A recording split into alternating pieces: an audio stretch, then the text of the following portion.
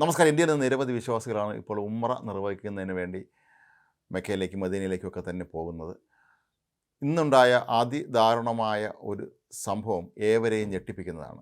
ആന്ധ്രയിൽ നിന്നുള്ള ഉംറ തീർത്ഥാടകർ സഞ്ചരിച്ചിരുന്ന വാഹനം ഒരു ഡീസൽ ടാങ്കറുമായി കൂട്ടിയിടിച്ചതിനെ തുടർന്നുണ്ടായ അപകടത്തിൽ 45 പേരാണ് മരിച്ചത്. ഇന്ന് പുലർച്ചെ 1:30 മണിയോടുകൂടിയായിരുന്നു സംഭവം നടന്നത്. തീർത്ഥാടകരെ പോകുകയായിരുന്ന ബസ് ഒരു ടാങ്കർ ലോറിയുമായി, അതായത് ഡീസൽ ടാങ്കർ ലോറിയുമായി കൂട്ടിയിടിക്കുകയായിരുന്നു. അങ്ങനെയാണ് വലിയൊരു തീപിടുത്തം ഉണ്ടാവുകയും ഇത്രയും അധികം ആളുകൾ മരിക്കുകയും ചെയ്തത്.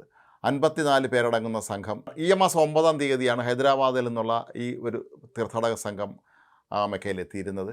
ഈ മാസം 23-ന് അവർ മടങ്ങിയെത്താനും തീരുമാനിച്ചിരുന്നു. 54 പേരാണ് ആകെ ഈ ഒരു സംഘത്തിലുണ്ടായിരുന്നത്. എന്നാൽ ഇതിൽ 4 പേർ ഒരു കാറിലാണ് സഞ്ചരിച്ചിരുന്നത്. എന്നാൽ കൂടെയുള്ള 1-2 പേർ ഇവരുടെ സംഘത്തിനൊപ്പം ചേർന്നിരുന്നില്ല. അവർ താമസ സ്ഥലത്ത് വിശ്രമിക്കുകയായിരുന്നു എന്നാണ് പറയപ്പെടുന്നത്. മരിച്ചവരിൽ സ്ത്രീകളും കുട്ടികളുമുണ്ട് എന്നുള്ളതാണ് ഏറെ ദുഃഖിപ്പിക്കുന്ന ഒരു കാര്യം. ഏതായാലും സൗദിയിലെ ഇന്ത്യൻ എംബസി ഇക്കാര്യത്തിൽ അടിയന്തര ശ്രദ്ധ പതിപ്പിച്ചിട്ടുണ്ട്. ഇതിനുവേണ്ടിയുള്ള എല്ലാവിധ സന്നാഹങ്ങളും അവിടെ ഒരുക്കുന്നുണ്ട്.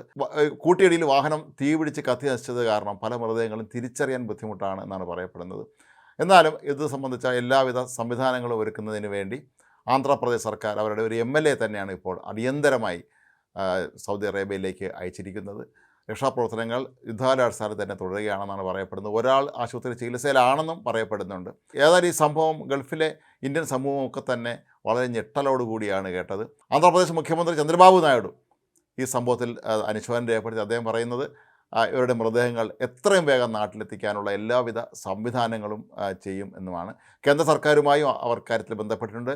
വിദേശകാര്യമന്ത്രി ഡോക്ടർ ജയശങ്കർ ഈ സംഭവത്തെക്കുറിച്ച് അടിയന്തരമായി സൗദി അറേബ്യൻ എംബസിയിൽ നിന്ന് റിപ്പോർട്ട് തേടിയിട്ടുണ്ട്. ഇവരുടെ പേരും മറ്റ് വിശദാംശങ്ങളുമൊക്കെ പല വിദേശ മാധ്യമങ്ങളും പുറത്തുവിട്ടിട്ടുണ്ട്. അതിന് 45 പേർ മരിച്ചു എന്ന് പറയുമ്പോൾ തന്നെ നമുക്ക് ഊഹിക്കാൻ കഴിയും എത്ര വലിയൊരു അപകടമാണ് അവിടെ ഉണ്ടായിരുന്നത് എന്ന്. ചെറിയ കുട്ടികൾ ഈ സംഘത്തിൽ ഉണ്ടായിരുന്നു എന്നുള്ളതാണ് ഈ സംഭവത്തിൻ്റെ തീവ്രത വർദ്ധിപ്പിക്കുന്നത്. സംഭവത്തിൽ ഇറാൻ സർക്കാരും അനുശോചനം രേഖപ്പെടുത്തിയിട്ടുണ്ട്. ഇറാൻ്റെ ഭാഗത്തു നിന്ന് എല്ലാവിധ സഹായ സഹകരണങ്ങളും ഇറാൻ സർക്കാർ ഇന്ത്യ ഗവൺമെൻറ്റിന് വാഗ്ദാനം നൽകുകയും ചെയ്തിട്ടുണ്ട്. അപകടത്തിൽ മരിച്ച എല്ലാവരും ഹൈദരാബാദ് സ്വദേശികൾ തന്നെയാണ്. ഹൈദരാബാദ് നഗരത്തിൻ്റെ വിവിധ മേഖലകളിൽ താമസിക്കുന്ന ആളുകളാണ്.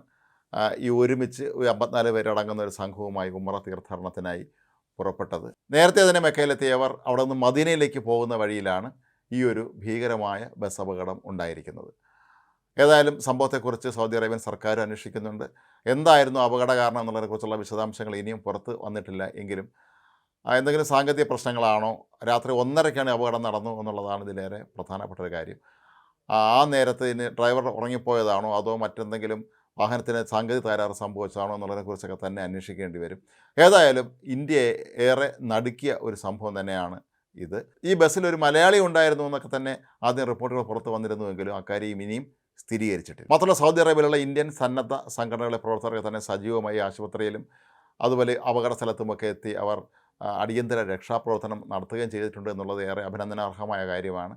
ഏതായാലും ഇന്ത്യ ഗവൺമെൻറ് നിരന്തരമായി സൗദി സർക്കാരുമായി ഇക്കാര്യത്തിൽ ബന്ധപ്പെടുകയും മരിച്ചവരുടെ മൃതദേഹങ്ങൾ എത്രയും വേഗം നാട്ടിലെത്തിക്കാനുമുള്ള ശ്രമങ്ങൾ നടക്കുന്നതായിട്ട് തന്നെയാണ് അവിടെ നിന്നുള്ള റിപ്പോർട്ടുകൾ പറയുന്നത്.